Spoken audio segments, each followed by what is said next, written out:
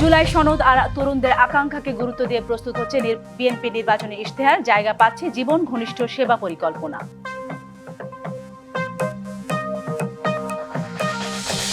চুয়াডাঙ্গা জীবননগরে পৌর বিএনপি সাধারণ সম্পাদক ডাবলুর মৃত্যু, অভিযোগের তীর, যৌথ বাহিনীর ওপর বিক্ষোভ, সড়ক অবরোধ।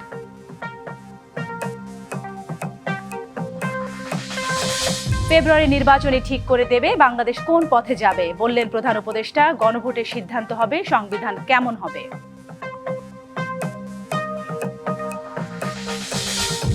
কক্সবাজারে টেকনাফ সীমান্তে গুলিবিদ্ধ আফনানকে আনা হচ্ছে ঢাকায়। অনুপ্রবেশকারী 53 বিচ্ছিন্নতাবাদীকে নেওয়া হয়েছে আদালতে।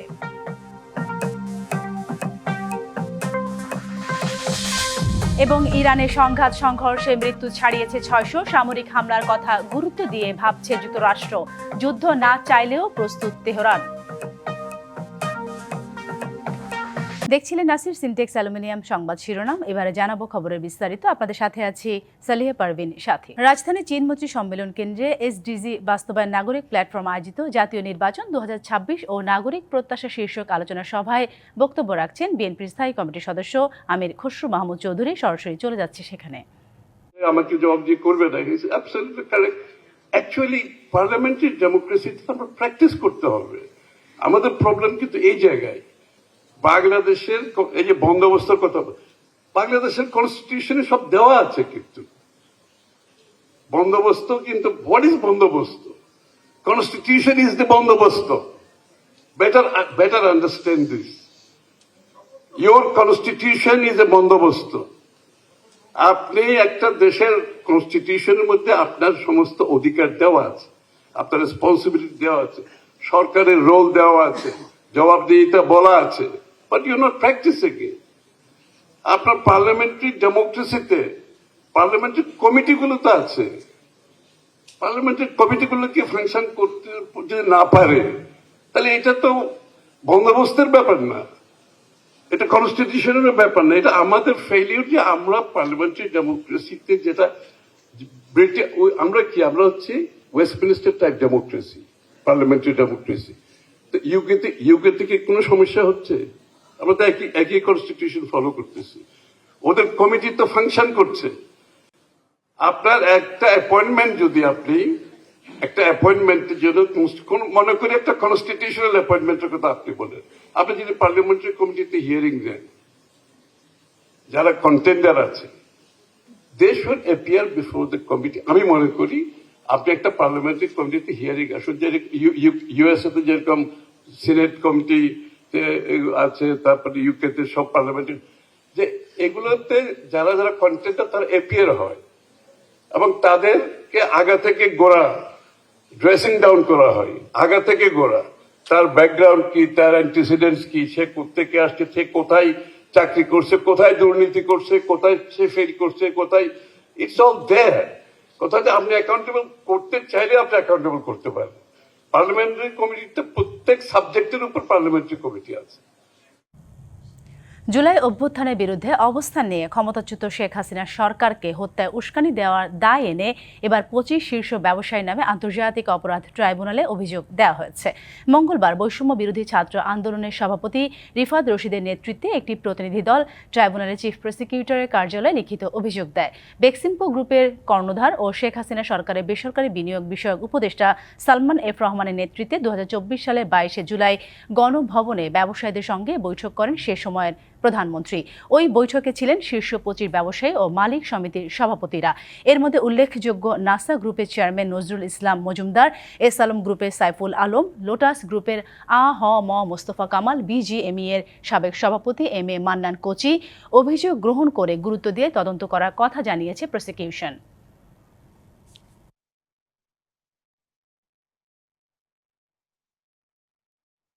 কিছু ব্যবসায়ী রূপী ফ্যাসিবাদী আওয়ামী দোসর স্বৈরাচারী শেখ হাসিনার ডাকে সেখানে দেখা করতে যায়। তারা কনফিডেন্স দিয়ে আসে, আন্দোলন সেটিকে অস্তমিত করতে চায় এবং তার জন্য যা যা করা দরকার তারা সেটা করার জন্য প্রস্তুত রয়েছে। তাই আমরা বিচারিক প্রক্রিয়ার দ্বারস্থ হয়েছি। 2024 সালের 22 জুলাই একটি বৈঠকের ছবি, সেই বৈঠকে প্রদত্ত কিছু ভিডিও বক্তব্য এবং কিছু পত্রিকার রিপোর্টস সেই অভিযোগের সাথে এনেক্স করা হয়েছে। আমরা এটিকে পর্যালোচনা করব এবং খুব শীঘ্রই অতি অল্প সময়ের মধ্যে আমরা এটা তদন্তকারী সংস্থার কাছে প্রেরণ করব তদন্তের জন্য। ঘোষিত 31 দফা জুলাই সনদ ও তরুণদের আকাঙ্ক্ষাকে গুরুত্ব দিয়ে প্রস্তুত হচ্ছে বিএনপির নির্বাচনী ইশতেহার। জায়গা পাচ্ছে ফ্যামিলি হেলথ ও কৃষক কার্ডের মতো জীবন ঘনিষ্ঠ সেবা পরিকল্পনা। নেতারা বলছেন, শুধু লিখিত প্রতিশ্রুতি নয়, বাস্তবায়নের নিরিখে তৈরি হচ্ছে এবারে ইশতেহার। আর বিশ্লেষকদের মতে পরিবর্তিত পরিস্থিতিতে জনগণের মন জয়ে টেকসই ও বাস্তবায়নযোগ্য ইশতেহারের কোনো বিকল্প নেই।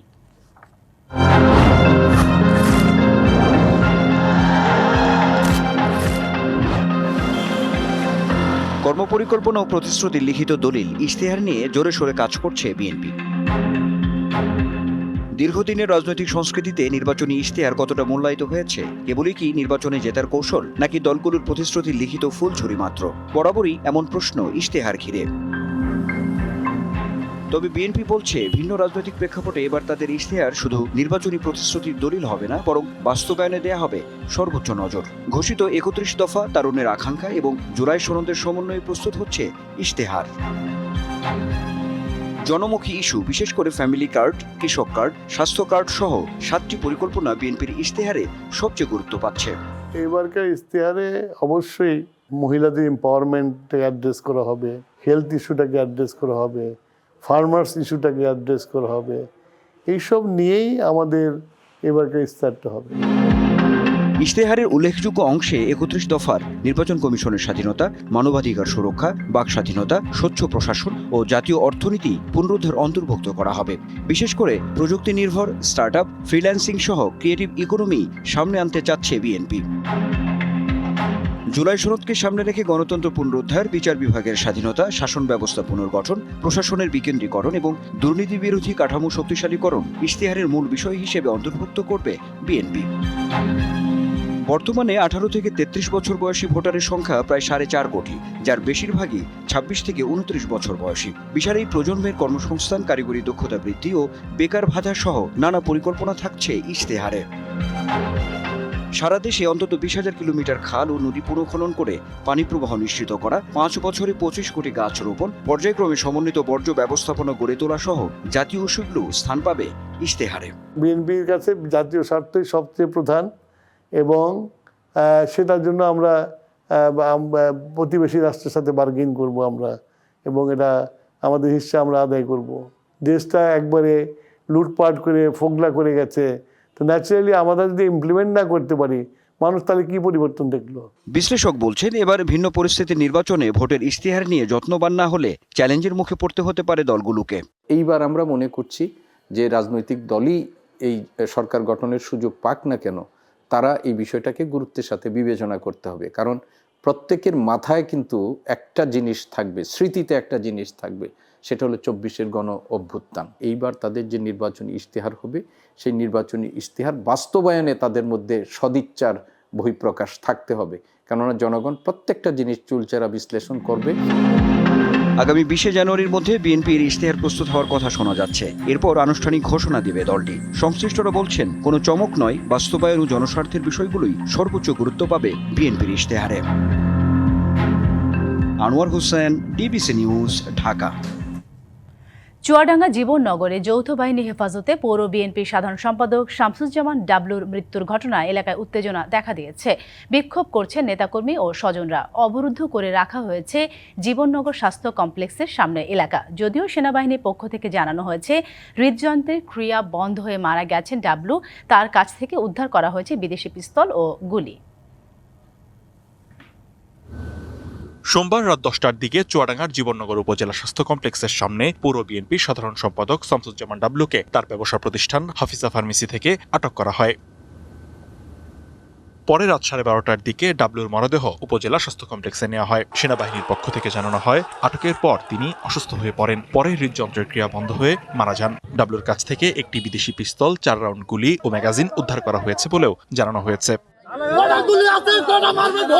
কিন্তু পরিবার ও দলের নেতাকর্মীদের দাবি, আটকের পর তাকে নির্যাতন করা হয়েছে। এটি পরিকল্পিত হত্যা। আমরা দেশে শান্তি চাই, আমরা দেশে এরকম খুন চাই না। এই অন্যায়কারীটাকে তাকে হচ্ছে আইনের আওতায় নিয়ে সাজাতে হবে, কিন্তু হত্যা কোন আইনে লেখা নেই। কোন লোক ওখানে যে নিরাপত্তা পায়নি যে একটা ভালোভাবে কথা বলবে, এই ধরনের ঘটনা জানতে চলেও তাকে পিটিয়ে ওখান থেকে তাড়ানো হয়েছে।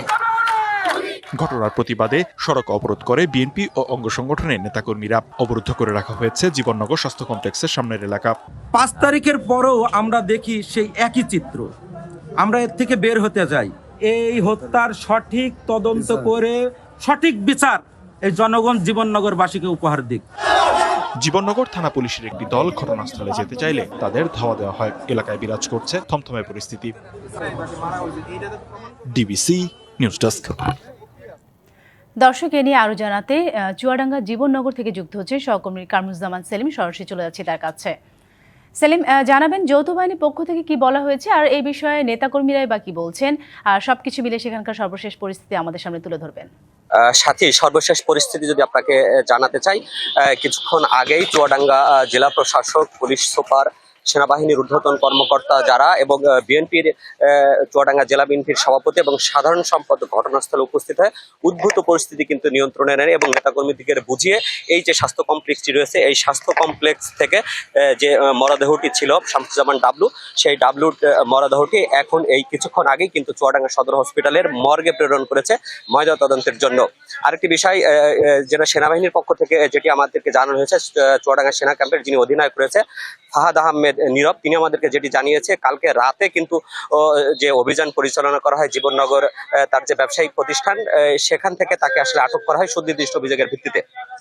এরপরে কিন্তু জিজ্ঞাসাবাদের কিছুক্ষণ পরেই কিন্তু তিনি অসুস্থ হয়ে যান এবং তাকে জীবননগর স্বাস্থ্য কমপ্লেক্সে না হলে তিনি সেখানে মৃত্যুবরণ করে। তিনি আমাদেরকে যে এটি আরও জানিয়েছে যে তার কাছ থেকে একটি বিদেশি রিভলভার, 4 রাউন্ড গুলি এবং একটি ম্যাগজিন উদ্ধার করা হয়েছে। এই ঘটনার পরিপ্রেক্ষিতে কিন্তু জীবননগর যে পৌর শহর রয়েছে সেখানে কিন্তু একেবারে থমথমে অবস্থা পেয়ে নেতাকর্মীরা কিন্তু এই যে রাস্তাঘাট যেটি রয়েছে সেটি কিন্তু সড়কে গাছ ফেলে সেখানে কিন্তু অবরোধ করে রাখে।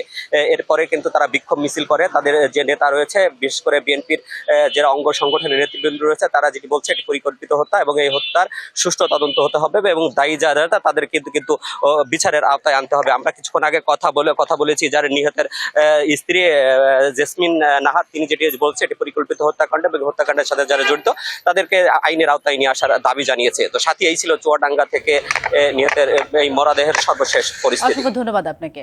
আগামী জাতীয় সংসদ নির্বাচন অবাধ, সুষ্ঠু ও গ্রহণযোগ্যভাবে সম্পন্ন করতে জার্মানির সহযোগিতা চেয়েছে জামায়াতে ইসলামী। সকালে জার্মানির রাষ্ট্রদূত ডক্টর রুডিগার লুটজের সঙ্গে সৌজন্য সাক্ষাতে জামায়াতের আমির ডক্টর শফিকুর রহমান এ সহায়তা চান। সকালে রাজধানীর বসুন্ধরায় এ বৈঠকে আসন্ন জাতীয় সংসদ নির্বাচন বাংলাদেশের জন্য অত্যন্ত গুরুত্বপূর্ণ বলে উল্লেখ করেন রাষ্ট্রদূত। একই সঙ্গে বাংলাদেশের নারী সমাজের অধিকার সুরক্ষা, কর্মক্ষেত্রে দক্ষতা বৃদ্ধি এবং সার্বিক উন্নয়নে জার্মানির অব্যাহত সমর্থনের প্রত্যাশা ব্যক্ত করা হয়। আলোচনা হয় বাংলাদেশের টেকসই গণতন্ত্র ও গণতান্ত্রিক প্রতিষ্ঠান সমূহকে আরও শক্তিশালী করার বিষয়েও। এ সময় দুই দেশের দ্বিপাক্ষিক বাণিজ্য সম্পর্ক আরও শক্তিশালী হবে বলে আশাবাদ ব্যক্ত করেন তারা।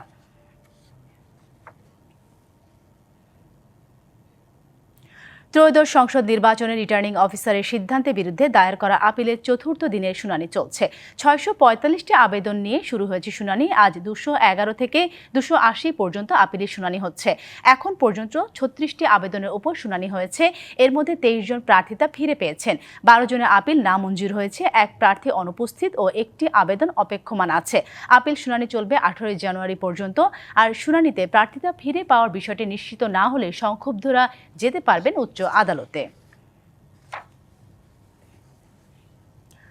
জাতীয় পার্টি এবং আওয়ামী লীগ নেতৃত্বাধীন 14 দলীয় জোটের শরিক দলগুলো নেতাদের মনোনয়ন বাতিলের দাবিতে নির্বাচন কমিশনের অভিমুখে জুলাই ঐক্যের মিছিল আটকে দিয়েছে পুলিশ। দুপুরে রাজধানী আগারগাঁওয়ে মেট্রো স্টেশনের নিচে জড়ো হন জুলাই ঐক্যের শতাধিক নেতাকর্মী। তাদের দাবি, জাতীয় পার্টি গৃহপালিত বিরোধী দল হিসেবে সংসদকে অকার্যকর করেছিল এবং 14 দলের শরিকরা ক্ষমতায় অংশীদার হিসেবে আওয়ামী লীগের স্বৈরতান্ত্রিক সিদ্ধান্তে প্রত্যক্ষভাবে জড়িত ছিল। তাদের বিচার করতে হবে। আগারগাঁও থেকে জুলাই ঐক্য মিছিল নিয়ে নির্বাচন কমিশন অভিমুখে গেলে নির্বাচন ভবনে একটু দূরে ব্যারিকেড দেয় পুলিশ। পরে তাদের প্রতিনিধিরা প্রধান নির্বাচন কমিশনারের কাছে স্মারকলিপি জমা দেয়। আমাদের সুস্পষ্ট কথা, জাতীয় পার্টির মতো কোন বাকশালীদের নির্বাচন করার কোন সুযোগ বাংলাদেশে দেওয়া হবে না। আমরা হুঁশিয়ারি করে বলে দিতে চাই, যারা বাকশালীদেরকে পুনর্বাসন করার চেষ্টা করছেন, আপনারা যদি সাবধান না হন, হাসিনা থেকে শিক্ষা গ্রহণ করুন, আপনাদেরও একই পরিণতি হতে সময় লাগবে না। ত্রয়োদশ জাতীয় সংসদ নির্বাচনে ভোটের দিন ঠিক হয়েছে 12ই ফেব্রুয়ারি। সারা দেশে বইছে সেই ভোটের হাওয়া। এ নিয়ে কি ভাবছেন সাধারণ মানুষ থেকে শুরু করে আগামী জনপ্রতিনিধিরা, সে কথা জানাতে ডিবিসি নিউজের ইলেকশন এক্সপ্রেস ছুটে যাচ্ছে সব সংসদীয় আসনে।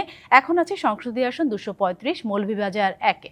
সিএসআরএম ডিবিসি ইলেকশন এক্সপ্রেসে সবাইকে স্বাগত জানাচ্ছি। আমি এখন রয়েছি মৌলভীবাজার 1 সংসদীয় আসনে। আমার সাথে রয়েছেন খেলাফত মজলিস মনোনীত প্রার্থী লোকমান আহমদ। আপনাকে স্বাগত জানাচ্ছি। প্রথমেই জানতে চাচ্ছি, এটি আসলে পর্যটন নির্ভর হাওর বাওর নদীখাল বেষ্টিত একটি সংসদীয় আসন।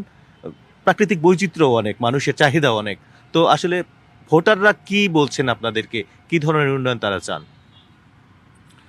ডিবিসি নিউজকে আমি সর্বপ্রথম ধন্যবাদ জানাচ্ছি আজকের এই ইলেকশন এক্সপ্রেসে।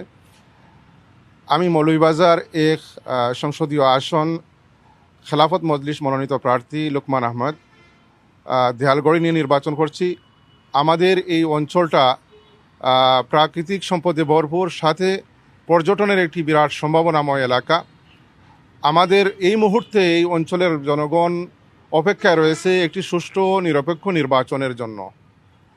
আলহামদুলিল্লাহ, এখানকার প্রার্থীগণও যথেষ্ট আন্তরিকতার সাথে নির্বাচনী কার্যক্রম পরিচালনা করে যাচ্ছেন। আমি প্রত্যেক প্রার্থীর প্রতি অনুরোধ জানাবো, এই পরিবেশ যেন আরও সুন্দর থেকে সুন্দর আমরা করতে পারি এবং আমাদের এই অঞ্চলের জনগণের চাহিদা সুষ্ঠু এবং নিরপেক্ষ একটি নির্বাচন, সেই বিষয়ে যেন আমরা আমাদের অবস্থান থেকে সার্বিক সহযোগিতা করে যেতে পারি। এখানের মানুষের চাহিদার শেষ নেই। আমি যেটি বুঝি যে একটি মানুষের মৌলিক কিছু অধিকার রয়েছে, অন্ন, বস্ত্র, শিক্ষা, চিকিৎসা, বাসস্থান। এই মৌলিক 5টি বিষয় নিয়ে যদি আমরা কাজ করতে পারি এবং আমাদের সরকার যে সুযোগ সুবিধা দিচ্ছে সেটি যদি যথাযথভাবে মানুষের দ্বারগোড়ায় পৌঁছে দিতে পারি, এর বাইরে আর কিছুর প্রয়োজন নয়। একটি বিষয় আপনার কাছে জানতে চাই, যেহেতু রাজনৈতিক একটি জোটের ব্যাপার সেপার রয়েছে, সেক্ষেত্রে কি সিদ্ধান্ত আসতে পারে কিংবা কি ধরনের আপনাদের অবস্থান কোথায় থাকবে? আমরা এই জোটের রূপকার বলতে পারেন। খেলাফত মজলিস এখনো পর্যন্ত চায় জাতির বৃহৎ স্বার্থে, উম্মার বৃহৎ স্বার্থে ঐক্যবদ্ধভাবে আমরা নির্বাচন করব এবং আমরা এই ধারাবাহিকতা অব্যাহত রেখে যাচ্ছি। তার সাথে সাথে আমাদের তৃণমূল নেতৃবৃন্দ এবং আমাদের নেতাকর্মী এবং দেশবাসীর চাহিদার প্রতি লক্ষ্য রেখে আগামীকাল আমাদের কেন্দ্রীয় খেলাফত মজলিসে শুরার জরুরি বৈঠক আহ্বান করেছেন। সেই মজলিসের শুরার অধিবেশন শেষে আমি আশা করছি এই জাতি এবং এই রাষ্ট্রের কল্যাণের কথা বিবেচনা করে খেলাফত মজলিসের নেতৃবৃন্দ তার দলের নেতাকর্মীদের কথা মনে নিয়ে আমাদের সবার জন্য যে ভালো যা হবে তাই আগামীকালকে ঘোষণা আসতে পারে ইনশাআল্লাহ। আমরা এখনো পর্যন্ত জুটে আসি এবং আমরা আশা করি শেষ পর্যন্ত আমরা থাকব। কিন্তু আমাদের নেতাকর্মীর একটি মেসেজ যে আমরা কোনো অবস্থায় কোনো বৈষম্যকে আমরা মেনে নেব না। একটা ছোট্ট প্রশ্ন দিয়ে শেষ করতে চাই, এখানকার নির্বাচনী লেভেল প্লেইং ফিল্ড এখন পর্যন্ত কেমন দেখছেন বা কি চাইছেন আপনারা? আলহামদুলিল্লাহ, এখনো পর্যন্ত আমরা সুষ্ঠুভাবে প্রচারণা যেটি নিয়ম বিধির মধ্যে আছে তার মধ্যে থেকে আমরা করে যাচ্ছি এবং যখন আমাদেরকে ফাইনালি 22 তারিখের পরে প্রচারণার জন্য বলা হবে, আমরা ইনশাআল্লাহ সবাই মাঠে নেমে পড়ব। আমরা শান্তিপ্রিয় এই বড়লেখা জড়িবাসী, আমরা এটাই পছন্দ করি, এটা যেন ধারাবাহিকতা অব্যাহত থাকে, এটাই আমি আশা করি। অনেক ধন্যবাদ আপনাকে আমাদেরকে সময় দেওয়ার জন্য। দর্শক, সিএসআরএম ডিবিসি ইলেকশন এক্সপ্রেসে আজ আমরা রয়েছি মৌলভীবাজার 1 আসনে। পরবর্তী বুলেটিনে আমরা চলে যাব মৌলভীবাজার 2 আসনে। ডিবিসি নিউজের সাথেই থাকুন, সিএসআরএম ইলেকশন এক্সপ্রেসের সাথেই থাকুন। মিয়ানমার থেকে আরাকান আর্মির ধাওয়ায় পালিয়ে আসা 53 বিচ্ছিন্নতাবাদীর মধ্যে 52 জনকে কক্সবাজার আদালতে পাঠানো হয়েছে। তাদের মধ্যে একজন গুলিবিদ্ধ অবস্থায় চট্টগ্রাম মেডিকেল কলেজ হাসপাতালে চিকিৎসাধীন। এদিকে সীমান্তে ছুটে আসা গুলিতে বিদ্ধ শিশু আফনানকে উন্নত চিকিৎসার জন্য ঢাকায় আনা হচ্ছে। শনিবার সকালে নাফ নদী পার হয়ে টেকনাফের হোয়াইকং সীমান্ত দিয়ে বাংলাদেশে প্রবেশের সময় বিজিবি তাদের আটক করে। এ ঘটনার পরে বিজিবির হোয়াইকং বিওপির নায়েক সরওয়ারুল মুস্তফা বাদী হয়ে টেকনাফ মডেল থানায় মামলা করে। মামলা এজাহারে মিয়ানমারে গুলিবিদ্ধ হয়ে বাংলাদেশে প্রবেশ করা কেফায়েত উল্লাহকে প্রধান আসামি করা হয়েছে। কেফায়েত বর্তমানে চট্টগ্রাম মেডিকেলে চিকিৎসাধীন। এদিকে স্কুল ছাত্রী আফনান গুলিবিদ্ধ ও মাইন বিস্ফোরণে জেলে হানিফের পা বিচ্ছিন্নের ঘটনায় আতঙ্ক কাটছে না টেকনাফবাসীর। তারা বলছেন, নিয়মিত এরকম ঘটনাকে সহজভাবে না নিয়ে সীমান্তে মানুষের সুরক্ষা নিশ্চিত করতে হবে সরকারকে। এদিকে বর্তমানে সীমান্ত পরিস্থিতি স্বাভাবিক রয়েছে জানিয়েছে বিজিবি। জোরদার করা হয়েছে টহল। অন্যদিকে ঢাকায় মিয়ানমারের রাষ্ট্রদূতকে তলব করে এই ঘটনায় গভীর উদ্বেগ প্রকাশ করেছে পররাষ্ট্র মন্ত্রণালয়। মাদারীপুরের তাঁতিবাড়ি এলাকায় কাভার্ড ভ্যান চাপায় 2 নারীসহ 3 জন নিহত হয়েছেন। গুরুতর আহত হয়েছেন একজন। এই ঘটনায় ঢাকা বরিশাল মহাসড়কে 2 ঘন্টা অবরোধ করে বিক্ষোভ করে স্থানীয়রা। বেলা 11:30টায় তাঁতিবাড়িতে এই দুর্ঘটনা ঘটে। পুলিশ জানায়, রাজৌরির টেকেরহাট থেকে একটি কাভার্ড ভ্যান বরিশালের দিকে যাচ্ছিল। পথে তাঁতিবাড়ি এলাকায় ব্যাটারি চালিত ভ্যানকে চাপা দেয়। এ সময় ঘটনাস্থলে ভ্যানের 2 যাত্রী নয়ন হাওলাদার, কোহিনুর বেগম নিহত হন। এই ঘটনায় গুরুতর আহত অপর 2 জনকে মাদারীপুর জেলার হাসপাতালে নিলে সেখানে তাসলিমা বেগমের মৃত্যু হয়। আহত রনি খানের চিকিৎসা চলছে।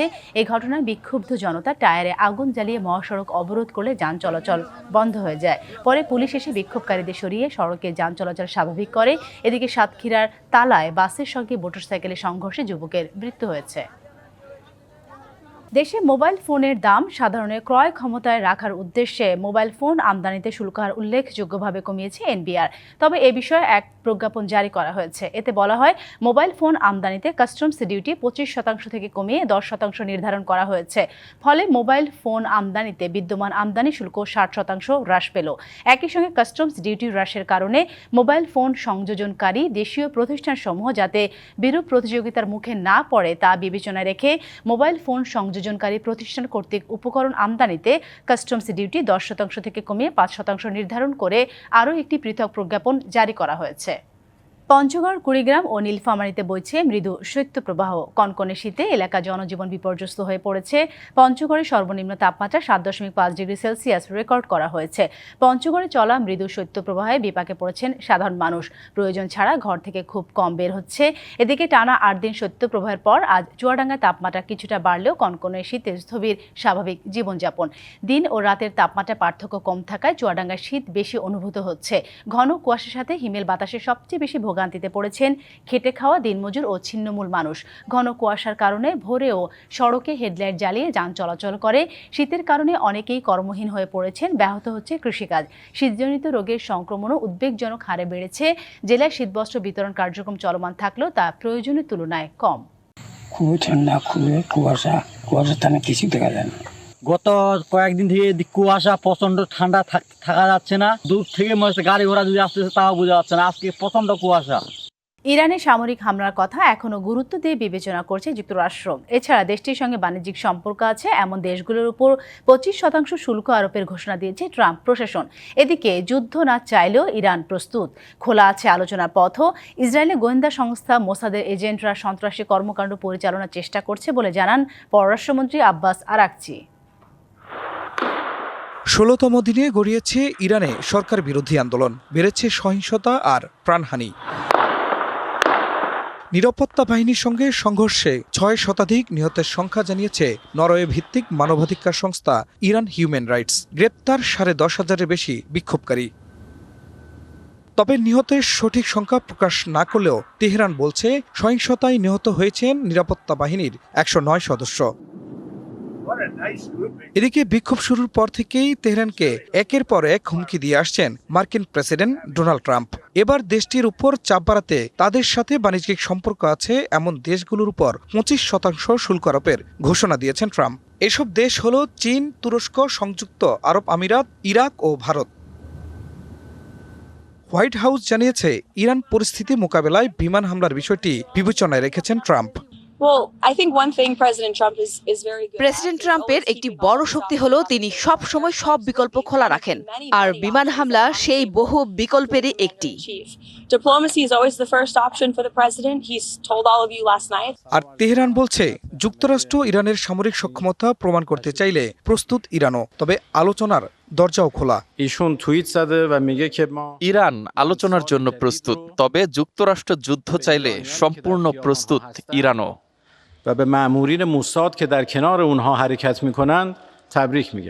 সরকারকে সমর্থন জানিয়ে সোমবারের বিক্ষোভ সফল হয়েছে জানিয়েছেন ইরানের সর্বোচ্চ ধর্মীয় নেতা আয়াতুল্লাহ খামেনি। খান মোহাম্মদ মুকুল, ডিবিসি নিউজ ডেস্ক। ডিবিসি সংবাদ এই ছিল এখনকার মতো। ডিবিসি নিউজের সংবাদগুলো পড়তে ভিজিট করুন dbcnews.tv আর ভিজিট করুন ডিবিসি নিউজের ফেসবুক পেজ এবং ইউটিউব চ্যানেল। ডিবিসির সঙ্গেই থাকুন।